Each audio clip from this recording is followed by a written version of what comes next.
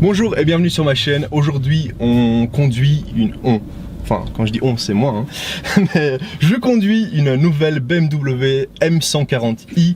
C'est le modèle qui vient remplacer la 135i. Il y a quelques petits changements, on va en parler. Mais avant tout, comme d'habitude, je précise, ça reste juste un petit résumé des vidéos que je fais en anglais. Donc on va aller très vite sur tout ce qu'il y a à dire. Et je vais peut-être remettre pas mal de petits détails qui sont précédents dans la vidéo en anglais. Donc si vous parlez anglais, si vous comprenez que ça vous dérange pas, je vous conseille vraiment d'aller voir l'autre vidéo. Vous n'êtes même pas forcé de voir celle-ci vu qu'il n'y aura rien de nouveau.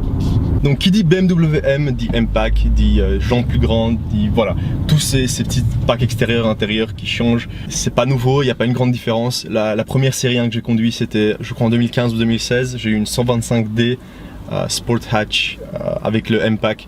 Il n'y a pas une grosse différence au niveau de l'esthétique, hormis bon à l'arrière vous voyez les pots d'échappement etc. Mais comparé à la 135i, encore il n'y a pas de grosse différence quoi. C'est surtout au niveau de l'intérieur que ça se passe un peu, et au niveau du moteur il y a quelques petits changements. Donc tout d'abord au niveau de l'intérieur, bon il y a eu un update pour le Connected Drive Infotainment System de BMW.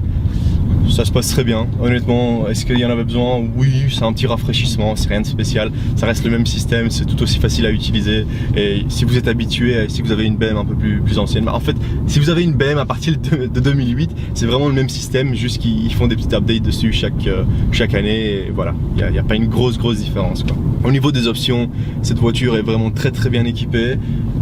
Il y a une option qui manque si vous voulez vraiment appeler ça une option, c'est la boîte automatique. Ça c'est la manuelle, mais on va en parler dans une seconde. Par ça voilà, rien à dire de spécial sur l'intérieur, hormis que vraiment la console centrale est un peu orientée vers le conducteur. Ça fait vraiment plaisir, c'est très BMW quoi. BMW a toujours eu ce petit design orienté vers le conducteur. J'aime ça énormément, ça fait plaisir quoi. Tu montes dans une VM, si tu montes pas dans une Renault. Non, j'ai rien contre Renault, mais voilà, c'est pour dire que c'est censé être une expérience un peu plus spéciale, un peu plus orientée vers la conduite sportive, et ça te donne vraiment, ça te met dans l'ambiance quoi. Petit mot sur la practicalité de cette voiture. On est à 3 mecs comme moi, voilà, à Paris avec cette voiture. Ça s'est très bien passé. On a eu suffisamment d'espace, personne s'est plaint, surtout la personne qui était à l'arrière. Elle a quoi, 1m80 environ. Il n'y a pas eu de problème ni au niveau de la tête ni au niveau des genoux. C'est très bien passé. Paris-Bruxelles ça reste 350, un peu plus de 350 km. Donc voilà, il n'y a pas eu de souci. Sur place on a rajouté une personne, donc on était à 4 dedans. Bon, heureusement la dernière personne était un peu plus petite, donc encore mieux pour lui. Donc au niveau pratique, c'est une voiture très pratique, ça reste une série 1. Pour ce qui est des chiffres, je parlais juste avant de la 135, enfin M135i. Il faut savoir qu'au niveau du couple et de la puissance, il y a bien sûr eu un petit changement. Donc on passe de, je me souviens plus exactement du couple pour la M135i, donc n'hésitez pas à me laisser ça dans les commentaires. Mais je sais que celle-ci, maintenant, on est à 500 Nm, ce qui est un chiffre plutôt impressionnant pour une voiture propulsion de ce gabarit, avec une boîte manuelle. Et pour les chevaux, on est passé de 326 chevaux à 340, ce qui est un petit jump, voilà. Mais bon, après c'est une voiture avec pas mal de potentiel, parce qu'avec pas forcément beaucoup d'argent, on peut vite la faire passer les 400 chevaux. Donc voilà, ça c'est, il faut surtout pas oublier ça. Ça reste un moteur de 3 litres, ça reste un 6 cylindres, et il y a un turbo, donc au niveau des modifications ça peut vite monter quoi. Je parlais de la boîte manuelle, et honnêtement c'est la boîte que moi je préfère pour les voitures de ce genre. C'est une petite voiture sport. C'est vrai qu'en ville c'est pas forcément pratique quand il y a beaucoup de trafic, mais voilà, il n'y a qu'à éviter le trafic ou s'y faire quoi. C'est pas difficile à conduire, ça reste vraiment une série 1 quoi.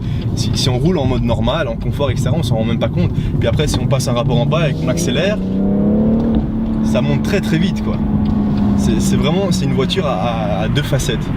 Mais bon, il y a toujours la boîte automatique disponible pour ce modèle. Vous avez bien sûr aussi, pas seulement une propulsion, mais une X-Drive.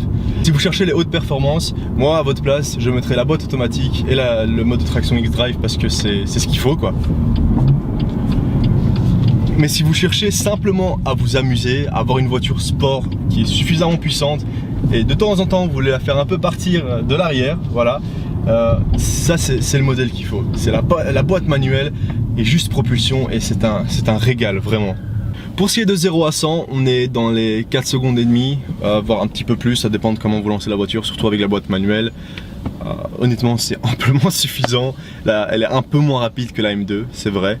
Et en parlant de la M2, je vais faire une petite comparaison plus tard pour vous expliquer celle que je choisirais entre les deux voitures. Mais bon, on y revient juste après. Au niveau de la consommation d'essence, si vous roulez normalement avec cette voiture sur l'autoroute dans les environs de 130 km/h, vous allez avoir une moyenne d'environ 7 litres et demi au 100, ce qui est honnête pour un 3 litres essence qui développe autant de chevaux. Après en ville, vous serez plus dans les alentours de 11 à 12 litres si vous roulez normalement.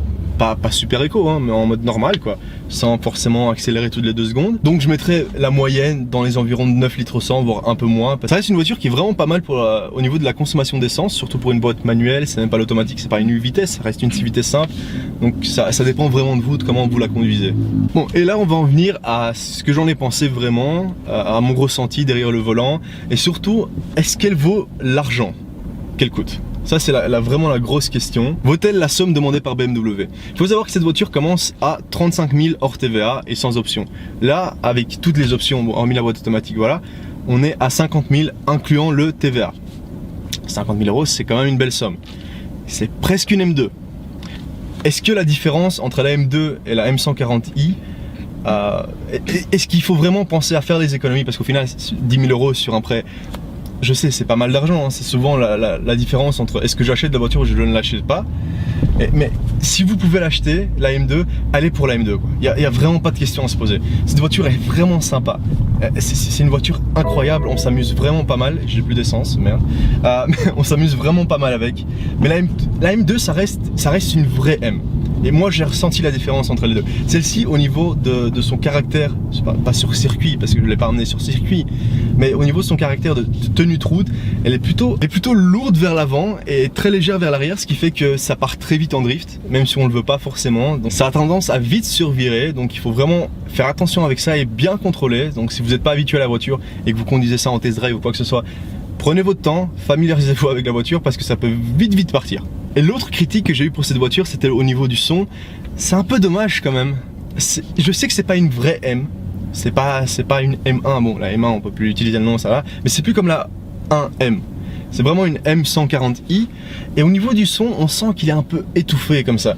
Et c'est vraiment ce qui, je dirais pas gâche, hein, parce que c'est une voiture qui sonne de l'extérieur, ça a un beau bruit. En force, quand vous accélérez en force, ça a un beau bruit. Vers l'intérieur, c'est vrai que c'est bien isolé, la voiture est très bien isolée, on n'en a pas parlé, j'en ai parlé dans ma vidéo en anglais. Mais c'est normal que le bruit soit pas super, qu'il se répercute pas super fort à l'intérieur.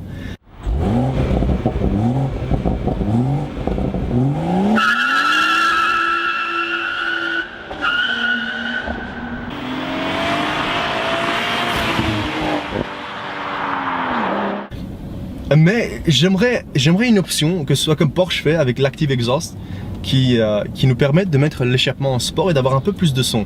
Il y a même ça sur les Mini et je trouve qu'il fait pas suffisamment de son pour le moteur qu'il y a et pour la voiture, parce que ça reste une voiture spéciale, ça reste pas une voiture que tout le monde peut se payer ou une voiture que tout le monde va conduire tous les jours, et c'est vraiment ce qui manque sur la voiture. À part ça, super, si vous pouvez l'acheter ou si vous voulez l'acheter, allez la tester, je crois qu'elle vous plaira. En tout cas moi elle m'a plu énormément, je me suis vraiment bien amusé avec.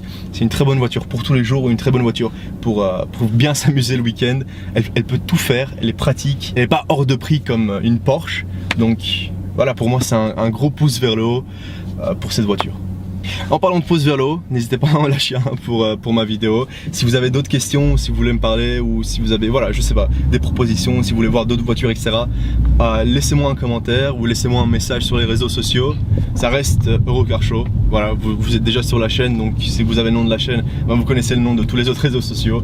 Ça va très vite, Instagram, Facebook. N'hésitez pas à communiquer parce que moi ça me fait vraiment plaisir, surtout si, même si vous voulez juste dire bonjour ou me parler de votre voiture ou quoi que ce soit, n'hésitez pas, moi ça me fait toujours plaisir. Cependant pour aujourd'hui, je vais vous laisser là parce que j'ai assez parlé. Et donc je vous invite à vous abonner et on se reverra la fois prochaine. Ciao!